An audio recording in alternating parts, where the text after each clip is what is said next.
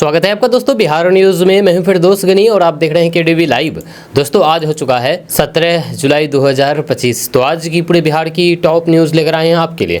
Video शुरू करने से पहले आपसे रिक्वेस्ट है कि अगर आप पहली बार इस चैनल पर आए हैं तो चैनल को सब्सक्राइब करके बेल आइकन को प्रेस कर दीजिए और साथ ही साथ वीडियो को लाइक कर दीजिए, अपने दोस्तों के साथ शेयर भी कीजिए। तो चलिए चलते हैं आज की खबरों की ओर। दोस्तों आज बिहार न्यूज़ की शुरुआत सबसे पहले करेंगे कि एआईएमआईएम की महागठबंधन में शामिल होने की इच्छा जताने के बाद राजनीतिक बहस तेज हो गई है। ओवैसी ने लालू प्रसाद यादव को चिट्ठी लिखकर के अपनी इच्छा जाहिर की थी। अब इस मुद्दे पर कांग्रेस के राज्यसभा सांसद और बिहार के प्रदेश कांग्रेस के पूर्व अध्यक्ष अखिलेश प्रसाद सिंह ने करार रुख अपनाया है। अखिलेश प्रसाद सिंह ने एआईएमआईएम को एक सांप्रदायिक पार्टी बताते हुए कहा कि ऐसी पार्टी के साथ गठबंधन नहीं किया जा सकता। उन्होंने आरोप लगाते हुए कहा कि एआईएमआईएम हमेशा से भारतीय जनता पार्टी की मदद करती रही है और फिर चुनाव में सेकुलर वोट को बांटने का काम करती है। जब वहीं पर अखिलेश सिंह का कहना है कि एआईएमआईएम जैसी सांप्रदायिक पार्टी के साथ गठबंधन कैसे हो सकता है। उन्होंने कहा है कि एआईएमआईएम हमेशा से भाजपा की मदद करती रही है। अखिलेश सिंह का समर्थन करते हुए आरजेडी प्रवक्ता मृत्युंजय तिवारी ने कहा कि असदुद्दीन ओवैसी की पार्टी ने पहले भी बीजेपी की अप्रत्यक्ष रूप से मदद की है। उन्होंने कहा है कि हम हैदराबाद में चुनाव नहीं लड़ते तो फिर असदुद्दीन ओवैसी बिहार क्यों आते हैं। अगर ओवैसी वास्तव में धर्मनिरपेक्ष ताकतों के साथ है तो फिर उन्हें बिहार चुनाव नहीं लड़ने की घोषणा करना चाहिए।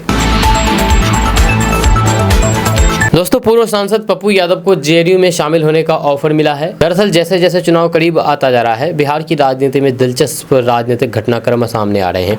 जब दिल्ली में बिहार चुनाव को लेकर के हुई बैठक में पहली बार पप्पू यादव शामिल हुए, उसके बाद अब जेडीयू से उनको ऑफर मिलने लगा है।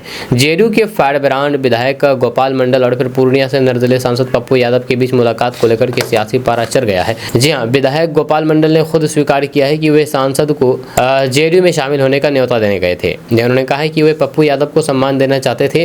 उन्होंने कहा कि जब पटना में विपक्ष द्वारा निकाले गए जुलूस के दौरान उन्हें राहुल गांधी और तेजस्वी यादव के ट्रक पर चढ़ने से रोका गया तो हम विरोध नहीं कर सके। वे हमारे मित्र हैं, इसलिए हम खुद उनके पास जेडीयू में शामिल होने का न्योता देने गए थे। नाथनगर विधानसभा क्षेत्र से चुनाव लड़ाने की जमीन तैयार कर रहे हैं। उन्होंने कहा कि मेरा बेटा बाढ़ कटाव पीड़ितों के मुआवजे के लिए भूख हड़ताल पर था। जब उनके ठीक होते ही हम नाथनगर के हर प्रखंड में नीतीश कुमार और प्रधानमंत्री नरेंद्र मोदी की तस्वीरों वाले उनके पोस्टर लगाएंगे। जिस कौम को अपने रहनुमाओं की समझ ना हो उसके ऊपर जालिम हुक्मरानों को मुसल्लत कर दिया जाता है।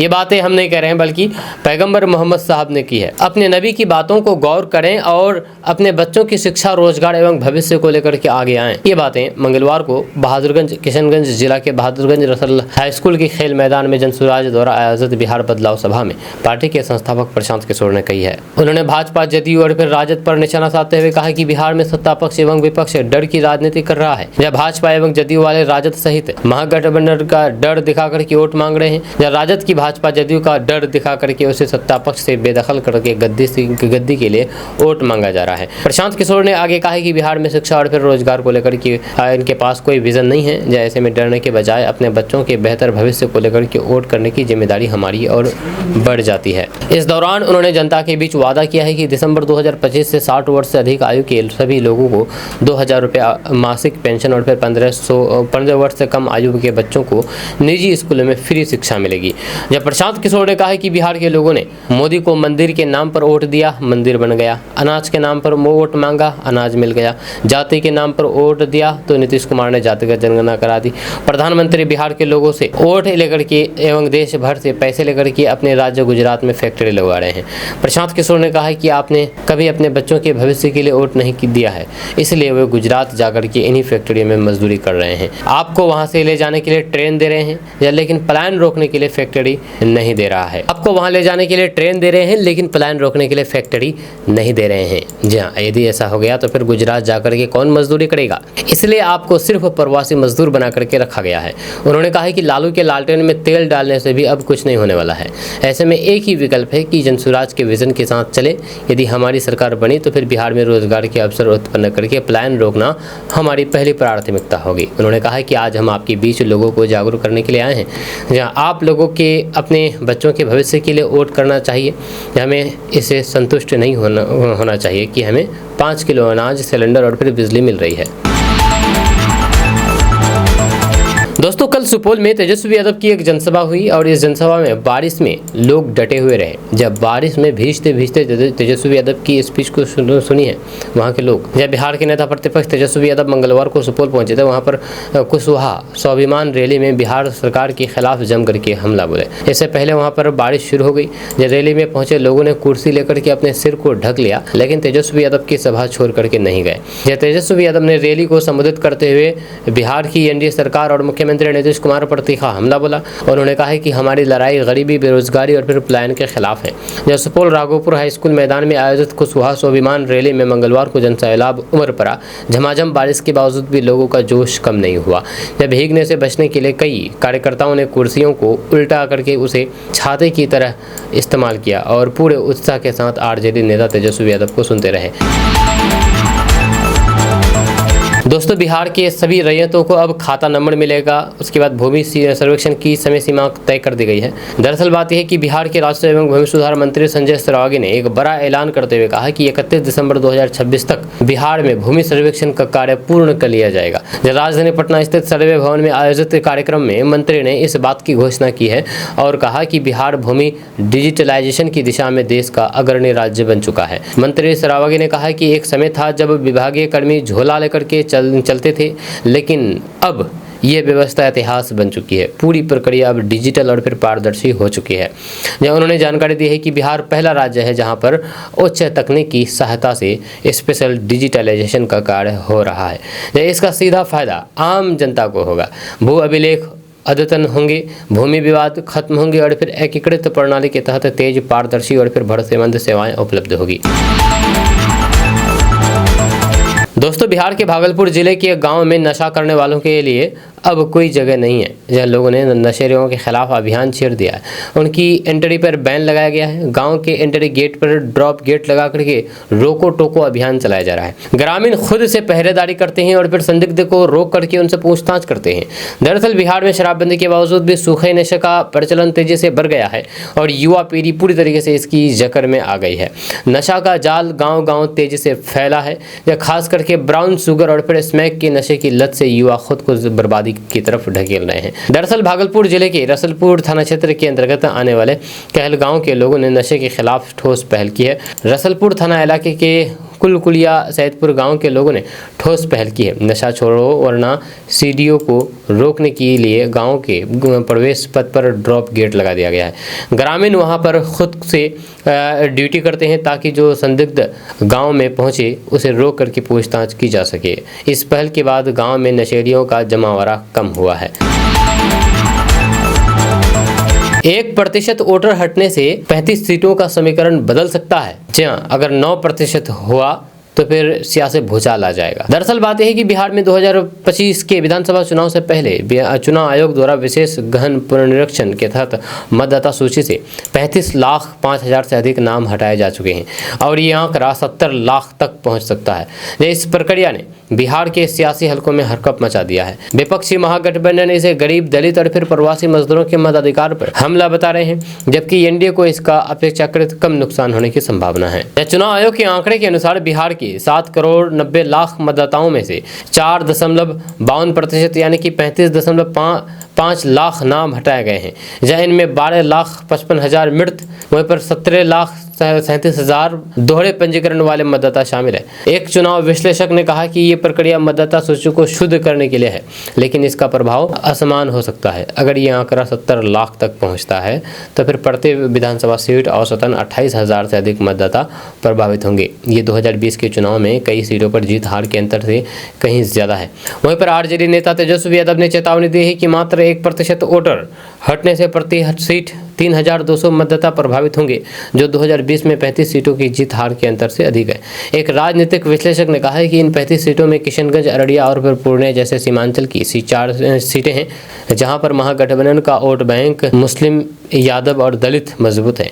इन क्षेत्रों में दस्तावेजों की कमी और फिर प्रवास की अधिकता के कारण वोटर लिस्ट से नाम हटने की संभावना जताई ज़्यादा है। उदाहरण के लिए किशनगंज में 2020 में कांग्रेस ने मात्र 13 से 31 वोटों से जीत हासिल की थी, ऐसी सीटों पर 1% कटौती भी खेल बदल सकती है। यदि कटौती 9% तक पहुंचती है तो फिर यह महागठबंधन के लिए बड़ा झटका हो सकता है। वहीं पर आरजेडी, कांग्रेस और फिर एआईएमआईएम का वोट बैंक ग्रामीण, दलित और फिर मुस्लिम समुदाय पर निर्भर है, जो दस्तावेजीकरण में कमजोर है। जब बिहार में के 2022 जाति सर्वेक्षण के अनुसार अनुसूचित जाति और फिर अति पिछड़ा वर्ग आर्थिक रूप से कमजोर है और फिर उनके पास जन्म प्रमाण पत्र जैसे दस्तावेज कम है। सीमांचल और फिर कोसी क्षेत्र में आधार कार्ड की संख्या आबादी से अधिक पाई गई है, जिसे फर्जी पंजीकरण का संकेत माना गया है। हालांकि सीमांचल और सिर्फ कोसी नहीं बल्कि पूरे बिहार में आधार कार्ड ज़्यादा है, कहीं 30%, कहीं 35%, कहीं 28%, कहीं 21% ज़्यादा आधार कार्ड है पूरे बिहार में सभी जिलों के बारे में, लेकिन सीमांचल को ज़्यादा टारगेट किया गया है। दोस्तों, सावन के शुरू होते ही बिहार में बारिश का इंतजार भी खत्म हो गया है। खास करके पिछले 24 घंटे के दौरान राजधानी पटना सहित बिहार के अधिकांश जिलों में भारी बारिश और तेज हवा चलने से लोगों को मानसून के आगमन का इस वर्ष पहली बार अंदाजा हुआ है। वहीं पर बारिश शुरू होते ही कल पटना की सूरत भी बिगड़ने लगी। कई सड़कों पर कुछ घंटों की मामूली बारिश में जलजमाव से आम लोगों को परेशानी भी बढ़ी, तो फिर तेज हवा चलने से कई जगहों पर पेड़ की टहनियाँ गिरने से लोगों को परेशानी का सामना करना पड़ा। वहीं पर पटना के पौष इलाके बोर्डिंग रोड में एक विशाल पेड़ गिरने से अफरा तफरी मच गई। जब पटना नगर निगम की तरफ से कटे पेड़ हटाने का काम शुरू हुआ, इलाके की बिजली काट दी गई। फिलहाल पेड़ गिरने से इलाके की यातायात व्यवस्था पूरी तरीके से बाधित हो गई है। वहीं पर स्थानीय लोगों के अनुसार पेड़ गिरने से सड़क पर वाहनों की आवाजाही बाधित हो गई है।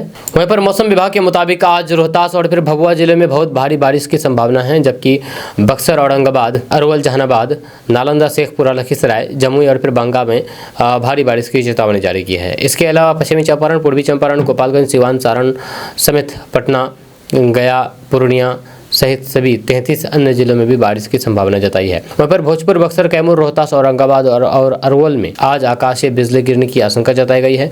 इन जिलों में ऑरेंज अलर्ट जारी किया गया है। विशेष रूप से खेतों में काम कर रहे किसानों को मौसम खराब होते ही तुरंत पक्के मकान में शरण लेने की सलाह दी गई है। वहाँ पर लगातार हो रही बारिश से बिहार और फिर आसपास के राज्यों की नदियां उफान पर है। गंगा, कोसी, कमला और फिर गंडक सहित पटना के गांधी घाट पर गंगा नदी वार्निंग लेवल को पार कर चुकी है, जबकि मुंगेर में ये खतरे के निशान से सिर्फ 2 मीटर नीचे है। जमुई पर नदियों की रफ्तार अब डराने लगी है और फिर बाढ़ का खतरा मंडराने लगा है। मानसून अब राहत के बजाय विनाशकारी आपदा की आहट लेकर के आया है। मौसम विभाग ने लोगों को अपने घरों में रहने, खिड़की दरवाजे बंद रखने और फिर बेवजह बाहर ना निकलने की सलाह दी है। वहीं पर बारिश में इतनी बढ़ोतरी का मुख्य कारण यह है कि इस समय मानसून ट्रफ लाइन बिहार के ऊपर से गुजर रही है। दोस्तों, बिहार में मतदाता सूची विशेष गहन पुनरीक्षण के संदर्भ में असदुद्दीन ओवैसी ने जल्दबाजी न करने की सलाह दी है। जहां आपको बता दें कि एक मीडिया से बातचीत करते हुए उन्होंने कहा कि एसआईआर पर पूर्ण विचार की आवश्यकता है। उन्होंने कहा यह भी बताया है कि कई युवा दूसरे राज्यों में काम कर रहे हैं, इसलिए इस निर्णय पर फिर से विचार करना जरूरी है। दरअसल बिहार में UIDAI द्वारा आधार कार्ड की जाँच के लिए एक अभियान चलाया जा रहा है, जिसके तहत लाखों कार्ड नंबर बंद कर दिए गए हैं। वहीं पर असदुद्दीन ओवैसी ने कहा कि सीमांचल के 60 से 70% युवा अन्य राज्यों में काम कर रहे हैं। ये युवा दिल्ली, हैदराबाद, पंजाब, केरल और फिर मुंबई जैसे स्थानों पर कार्यरत हैं। वहीं पर असदुद्दीन ओवैसी ने सवाल उठाया है कि जब बिहार में कोई नहीं है तो फिर मतदान कैसे होगा। जिन लोगों का नाम वोटर लिस्ट में नहीं है और फिर जिनके नाम पास जन्म प्रमाण पत्र नहीं है, वे लोग प्रमाण पत्र कैसे प्राप्त कर सकेंगे। वहीं पर असदुद्दीन ओवैसी ने चुनाव आयोग की प्रक्रिया पर भी सवाल उठाते हुए कहा कि आयोग कहता है कि 10वीं का सर्टिफिकेट लगाओ, लेकिन कितने लोग हैं जो 10वीं तक का पढ़ाई करते हैं। अगर आप बिहार के रहने वाले और नक्शा मंगाना चाहते हैं अपने ज़मीन का, तो आप ऑनलाइन मंगा सकते हैं, वो भी 1 क्लिक पर, वो भी 72 घंटे के अंदर। जी, आपको बता दूं कि बिहार सरकार ने नई सुविधा शुरू की है। हालांकि सुविधा बहुत नई नहीं बल्कि बहुत पुरानी है, लेकिन अभी भी बहुत सारे लोगों को इस सुविधा के बारे में नहीं पता है। जी, आपको बता दूं कि इस सुविधा के तहत बिहार के लोग अब मात्र 72 घंटे में अपने गाँव का नक्शा घर बैठे ही प्राप्त कर सकते हैं। पिछले 1 वर्ष में भूमि सुधार विभाग ने 1,71,932 राजस्व नक्शों की डोर स्टेप डिलीवरी करवाई है। आप भी अपने गांव का नक्शा मंगवा सकते हैं। तो आपको बता दूं कि राजस्व एवं भूमि सुधार विभाग की आधिकारिक वेबसाइट पर जाने के बाद बाईं तरफ भू नक्शा का ऑप्शन मिलेगा। इस पर क्लिक करने के बाद आपके सामने एक और पेज खुलेगा, जिसका सीधा लिंक www.bhunaksha.bihar.gov.in पर है। इस पेज पर सामने ही व्यू मैप लिखा मिलेगा। इस व्यू मैप पर क्लिक करते ही आपके सामने एक और पेज खुल जाएगा। इस फॉर्म में आपसे जिला, उपखंड एवं अन्य जानकारी पूछी जाएगी। जाएगी। इसको भरने के बाद प्रक्रिया को आगे बढ़ाया जाएगा, जिसके बाद नक्शा आपके घर तक पहुंचा दिया जाएगा या इसके लिए तय शुल्क भी आपको देना होगा। आपको बता दूं कि इच्छुक लोगों को प्रति शीट के लिए मात्र 150 रुपये खर्च करने होंगे और भुगतान करने के 72 घंटे के भीतर नक्शा आपके पते पर भेज दिया जाएगा। जब बिहार सरकार की इस पहल से लोगों को काफ़ी सहूलियत मिल रही है, क्योंकि अब नक्शे के लिए बार बार सरकारी दफ्तर दौड़ने की मजबूरी नहीं होगी। ऑनलाइन माध्यम से ग्रामीण और फिर दूर दराज इलाकों में रहने वाले लोग इस सुविधा का लाभ उठा पाएंगे। दोस्तों, वीआईपी प्रमुख और बिहार के पूर्व मंत्री मुकेश सहनी ने साफ कर दिया है कि उन्होंने बीएलओ के घर जलाने की बात नहीं की है। लोग गुस्से में हैं और फिर वे इसी गुस्से में बीएलओ के साथ मारपीट कर सकते हैं। मैंने इसे लेकर के आशंका जताई थी। उन्होंने बीएलओ के कार्यों की प्रशंसा करते हुए कहा कि जो काम 1 साल में होना चाहिए वो ये लोग 1 महीने में कर रहे हैं। बीएलओ को धमकी दिए जा रहे हैं, इसके बावजूद भी वे मेहनत कर रहे हैं। उन्होंने चुनाव आयोग से ये भी कहा है कि 1 महीने के तनख्वाह उन्हें अतिरिक्त दी जानी चाहिए। महागठबंधन की सरकार रहती तो फिर 1 महीने का अतिरिक्त तनख्वाह देता जब वे ओवर टाइम कर रहे हैं। उन्होंने आगे कहा है कि महागठबंधन में एकजुटता है। कांग्रेस और फिर राजद में वोट के मामले में जमीन आसमान का अंतर है, फिर भी हम सभी सहयोगी हैं। एक दूसरे को साथ देकर के बिहार में सरकार बनाने के लिए काम कर रहे हैं। पप्पू यादव भी साथ है। आरजेडी के अध्यक्ष लालू प्रसाद यादव से भी पिछले चुनाव में मिले थे। जैसे मुझे जानकारी मिली, राजद उन्हें मधेपुरा से टिकट भी दे रहा था, लेकिन वे पूर्णिया से चाह रहे थे। राजद की मजबूरी थी कि वे पूर्णिया से पहले ही टिकट दे चुके थे। बाद में पूर्णिया से पप्पू यादव निर्दलीय चुनाव जीते। प्रशांत किशोर ने इस अभियान को लेकर के बिहार और फिर केंद्र सरकार पर गंभीर सवाल उठाए हैं। उन्होंने कहा है कि इसी वोटर लिस्ट से वोट लेकर के मोदी पीएम बन गए। ये तो बीजेपी और नीतीश कुमार बताएं कि उनकी सरकार के दौरान नेपाल और बांग्लादेश के नागरिकों का नाम बिहार की मतदाता सूची में कैसे जुड़ गया। यह नीतीश कुमार को जवाब देना चाहिए कि नेपाल और बांग्लादेश के लोग बिहार के संसाधनों और फिर सुविधाओं का लाभ कैसे उठा रहे हैं। प्रशांत किशोर ने एक सवाल के जवाब में आरजेडी पर भी हमला किया। उन्होंने कहा कि बिहार में 15 साल लालू राबड़ी की सरकार थी, 3 साल तेजस्वी यादव डिप्टी सीएम रहे। 18 सालों में उन्होंने सीमांचल के युवाओं की शिक्षा रोजगार के लिए क्या किया। असल में आरजेडी मुस्लिमों को अपने लालटेन का किरासन तेल समझती है। वहीं पर मुसलमान इनके लालटेन में किरासन तेल बन करके जल रहे हैं। मुसलमानों के बच्चों का भविष्य जल रहा है और रोशनी लालू यादव के घर पर हो रही है। जब किशनगंज के मुस्लिमों के घर में अंधेरा है, आपके बच्चे बाहर जाकर के 10 से 12 हज़ार की नौकरी के लिए संघर्ष करते हैं, लेकिन आपका वोट लेकर के लालू तेजस्वी अपने घर में रोशनी कर रहे हैं। दोस्तों, बिहार में पिंक बस सेवा आधी आबादी के बीच तेजी से लोकप्रिय होती जा रही है। इसकी बढ़ती मांग का अंदाजा इसी से लगाया जा सकता है कि बीते 2 महीने में पिंक बस में सफर करने वाली महिलाओं की संख्या 6 गुना बढ़ गई है। मई 2025 में जहां करीब 5000 महिलाओं ने पिंक बस में सफर किया, वहीं जून में ये आंकड़ा बढ़कर के 28,000 से अधिक हो गया। इन 2 महीनों में प्रदेश की यानी कि बिहार की 33,000 से अधिक महिलाओं ने पिंक बस में सफर किया। इसमें पटना प्रमंडल 21,000 से अधिक महिला यात्रियों के साथ अग्रणी है। जब बिहार राज्य पथ परिवहन निगम के अनुसार भागलपुर, पूर्णिया, गया और फिर दरभंगा प्रमंडल में 2 महीने में 7,000 से अधिक कामकाजी महिलाओं और फिर छात्रों ने पिंक बस में सफर किया है। इनकी संख्या हर महीने बढ़ रही है। वहीं पर बिहार में महिलाओं के लिए 20 सीएनजी पिंक बसें चलाई जा रही है, जिनमें 8 बसें पटना, 4 मुजफ्फरपुर, 2 पूर्णिया, गया, दरभंगा और भागलपुर में संचालित हो रही है। निगम सभी जिला मुख्यालयों को जोड़ने के लिए 80 और पिंक बसों के परिचालन की तैयारी कर रहा है, जिनमें से 35 बसें पटना में चलेगी। ये बसें अगस्त महीने के अंत तक बिहार में पहुंच जाएगी। इसके संचालन के लिए 2 चरणों में महिला चालकों को आवश्यक प्रशिक्षण देने की योजना है। यहाँ पिंक बसों में महिलाओं की सुरक्षा को ध्यान में रखते हुए sanitary pad, vending machine, medicine kit की व्यवस्था रहेगी। इसमें पहले से ही panic button, GPS, CCTV camera, charging point, महिला संवाहक की व्यवस्था मौजूद है। पिंक बस पास बनवाने के लिए निगम जल्द ही राजधानी के सभी कॉलेजों में कैंप आयोजित करेगा। दोस्तों, पटना के बाद अब भागलपुर में बागेश्वर बाबा का दरबार लगाया जाएगा। दरअसल बात है कि बागेश्वर धाम यानी कि आचार्य धीरेन्द्र कृष्ण शास्त्री पटना के बाद अब भागलपुर में दिव्य दरबार लगाएंगे। ये कार्यक्रम सितंबर महीने में आयोजित किया जाएगा। इसकी जानकारी अटल विचार परिषद के संयोजक अर्जित शाश्वत चौबे ने दी है। उन्होंने बताया है कि बागेश्वर सरकार को पहले जुलाई-अगस्त में आमंत्रित किया जाना था, लेकिन व्यस्त कार्यक्रमों के कारण अभी ऐतिहासिक आयोजन सितंबर में सुनिश्चित किया जाएगा।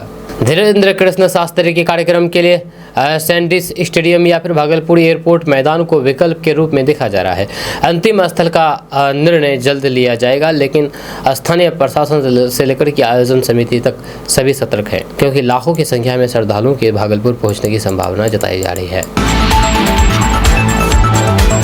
दोस्तों, बिहार में गंगा का जलस्तर अब तेजी से बढ़ रहा है। जब पटना, भागलपुर, बक्सर, मुंगेर में गंगा खतरे के निशान से के बेहद करीब पहुंच चुका है, जहां निचले इलाकों के लोग अब बाढ़ की आशंका को लेकर के दहशत में हैं। जब पटना में गंगा के जलस्तर में लगातार बढ़ोतरी हो रही है, जब आपको बता दें दीघा घाट और फिर गांधी घाट में भी जलस्तर में बढ़ोतरी हुई है, जहाँ खतरे के निशान से बेहद नज़दीक पानी पहुंच गई है। जहाँ पर पटना में गंगा का जलस्तर लगातार बढ़ रहा है। दीघा घाट में 76 सेंटीमीटर और गांधी घाट में 72 सेंटीमीटर पानी बढ़ा है।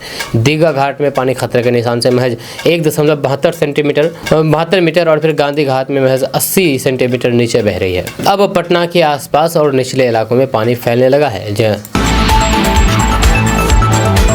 दोस्तों, बिहार में बीएलओ को 6,000 रुपये मानदेय दिया जाएगा। जब बिहार के मुख्यमंत्री नीतीश कुमार की अध्यक्षता में कैबिनेट की बैठक में कुल 30 एजेंडों पर मुहर लगी, कई विभागों को लेकर के महत्वपूर्ण फैसले लिए गए। इसके तहत बिहार में चल रहे विशेष मतदाता पुनरीक्षण में लगे बीएलओ और सुपरवाइजर को सरकार 6,000 रुपये एक मुश्त अतिरिक्त मानदेय देने को स्वीकृति दी है। जानकारी के अनुसार विशेष गहन पुनरीक्षण कार्य के लिए 77,895 बीएलओ और 82,8245 बीएलओ सुपरवाइजर को वार्षिक मानदेय के अतिरिक्त एक मुफ्त मानदेय 6,000 रुपये देने के लिए 51,68,40,000 रुपये देने की स्वीकृति मिली है। वहीं पर बिहार कैबिनेट की बैठक में कई जरूरी प्रस्तावों को मंजूरी मिली है। इसके तहत गंगा पथ परियोजना को मंजूरी दी गई है। इसके तहत सुल्तानगंज भागलपुर सबौर के बीच 40 किलोमीटर लंबा पथ का निर्माण किया जाएगा। इसके अलावा मुंगेर में गंगा पथ परियोजना को भी मंजूरी दी गई है। इसके तहत मुंगेर बरियारपुर घोरघट सुल्तानपुर के बीच 82 किलोमीटर लंबा पथ का निर्माण होगा। वहीं पर इसके अलावा पटना मेट्रो परियोजना के अंतर्गत प्रायोरिटी कॉरिडोर के 2 साल 8 महीने की अवधि के रखरखाव कार्य के लिए 179 करोड़ रुपये Delhi metro rail corporation limited को देने की स्वीकृति मिली है। दोस्तों, फेसबुक, यूट्यूब, इंस्टाग्राम में रील जम करके वायरल हो रही है। रील देखना लोगों को काफ़ी ज़्यादा पसंद है। अब इस रील को लेकर के असदुद्दीन ओवैसी ने बड़ा बयान दिया है। उन्होंने युवाओं को चेताया और कहा कि अगर यूं ही रील देखते रहोगे तो डूब जाओगे। जी हाँ, आपको बता दें कि ऑल इंडिया मजलिस इत्तेहादुल मुस्लिमीन यानी कि AIMIM के प्रमुख असदुद्दीन ओवैसी ने युवाओं को रील देखने की लत को लेकर के चेताया है। और उन्होंने कहा है कि इस तरह के कंटेंट को ज़्यादा देखना दिमाग को तबाह कर सकता है। उन्होंने अपनी इस चेतावनी को बिहार में विधानसभा चुनाव से पहले चल रहे मतदाता सूची के विशेष गहन पुनरीक्षण में से भी जोड़ा है। असदुद्दीन ओवैसी ने कहा है कि आप रील देख करके समय बर्बाद करेंगे तो नेता, डॉक्टर, इंजीनियर या फिर वैज्ञानिक नहीं बन पाएंगे। रील देखने से कि केवल दिमाग खराब होता है और समय बर्बाद होता है।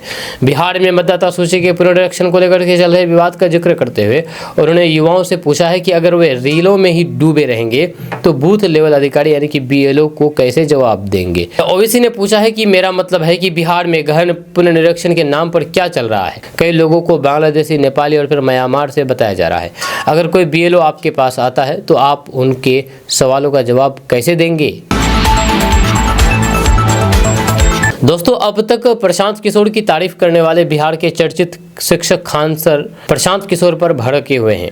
जनसुराज वाले प्रशांत किशोर जनसुराज की सरकार बनने पर 1 घंटे में बिहार में शराबबंदी खत्म कर देने का दावा कर रहे हैं। शराबबंदी खत्म करने के नेताओं के इस वादे पर पटना में चर्चित खान सर ने बिना किसी का नाम लिए ऐसे नेताओं को खूब खरी खोटी सुनाई है। वे अपनी क्लास में कह रहे हैं कि आजकल एक नया कॉन्सेप्ट चल रहा है कि हमारी सरकार आई तो नशा खोल देंगे। ये तो बेशर्मी वाली बात है ना यार। इतना बढ़िया है शराब तो फिर सबसे पहले अपने बेटे को पिलाओ। ये कहते हुए खान सर का वीडियो सोशल मीडिया पर तेजी से वायरल हो रहा है। जहाँ सोशल मीडिया पर वायरल एक वीडियो में खान सर कहते हैं कि आजकल एक नया कॉन्सेप्ट चल रहा है, हमारी सरकार आए तो नशा खोल देंगे। ये तो बेशर्मी वाली बात है ना यार। यही अपने आप अजीब बात है कि हमारी सरकार आएगी तो वे शराब अलाउ कर देंगे। ये अपने आप में बहुत घटिया बात है। एक मुख्यमंत्री राज्य का अभिभावक के तौर पर होता है। मान लो मैं ये बोलूं कि कल से क्लास में मैं शराब बांटूंगा, मेरा जो दायित्व अपने क्लास के प्रति है वही दायित्व एक मुख्यमंत्री का अपने राज्य के प्रति होता है। जिस तरह एक शिक्षक का काम होता है एक क्लास का दिशा निर्देश तय करना, उसी तरह एक मुख्यमंत्री का काम होता है राज्य का दिशा निर्देश तय करना।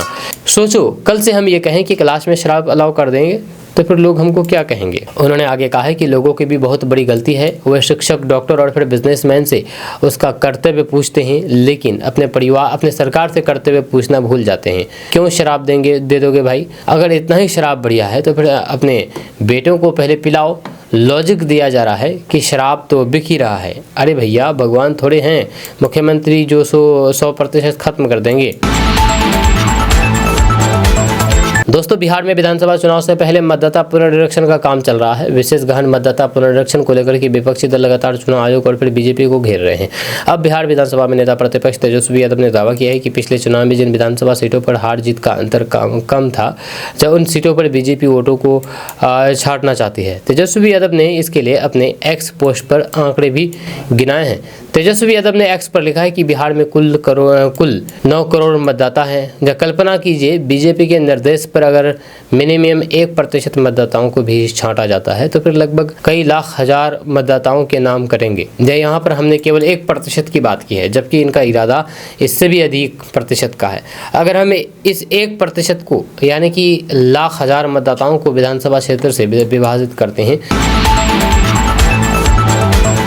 दोस्तों, बिहार के समस्तीपुर में सांपों का मेला लगाया जाता है। जी हाँ, आपने मेला हर तरीके का सुना होगा, बहुत तरीके का मेला लगता है, लेकिन यहाँ पर सांपों का मेला शायद आप सुने होंगे, लेकिन बिहार के समस्तीपुर में लगते हैं यहाँ पर सांपों का मेला।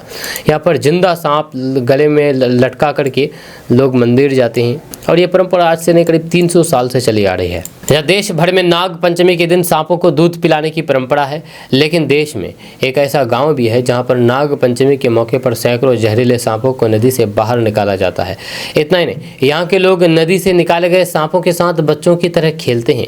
नाग पंचमी के मौके पर लोग दूर दूर से इस अद्भुत और फिर भयावह नज़ारे को देखने के लिए आते हैं। इस गाँव का नाम है नौटोल और ये गांव बिहार के बेगूसराय जिले के मंसूरचक प्रखंड में है। लोग इस गांव को सांपों का गांव भी कहते हैं, क्योंकि यहाँ के लोग अपनी परंपरा को निभाने के लिए अपने जान की भी परवाह नहीं करते हैं। मंगलवार को आयोजित नाग पंचमी के मौके पर एक बार फिर से ऐसा ही नज़ारा देखने को मिला। नौटोल गाँव में यहाँ के लोग अपनी परंपरा को निभाने के लिए बलान नदी में कूद पड़े और फिर देखते ही देखते सैकड़ों सांपों को पकड़ लिया। इस मौके पर सांप पकड़ने वाले भगत टोल की थाप पर नाचते गाते गले में सांप लटकाए भगवती मंदिर पहुंची। इस दौरान सैकड़ों लोग इस अद्भुत नज़ारे को देखने के लिए नदी घाट पर पहुंचे। कहा जाता है कि इस गांव की ये परंपरा 300 साल से ज़्यादा पुरानी है। गांव के निवासी रोबीदास भगवती के बहुत बड़े भक्त थे। इस परंपरा की शुरुआत उन्होंने ही नाग पंचमी के अवसर पर इसी स्थान से की थी। तब से उनके वंशज और ग्रामीण इस परंपरा का पूरी निष्ठा के साथ पालन करते हैं। दोस्तों, बिहार के खगड़िया में 10,000 रुपये रिश्वत लेते हुए यूको बैंक के मैनेजर सहित 2 को सीबीआई ने गिरफ्तार किया है। जी आपको बता दें कि मामला बिहार के खगड़िया जिला का है, जहां पर खगड़िया के मानसी बाजार स्थित यूको बैंक के शाखा प्रबंधक अमर कुमार को सीबीआई ने 10,000 रुपये रिश्वत लेते हुए रंगे हाथ गिरफ्तार किया है। साथ ही साथ बिचौलिया को भी गिरफ्तार किया गया।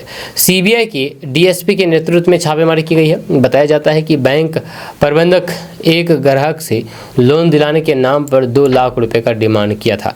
इससे पहले 10,000 रुपए की मांग की गई थी, जब बैंक ग्राहक ने घूस मांगने की शिकायत सीबीआई की टीम से की थी। वहीं पर सीबीआई ने मंगलवार को पूरे दिन रेकी की, जिसके बाद ग्राहक द्वारा बैंक के बिचौलिए को 10,000 रुपये दिया।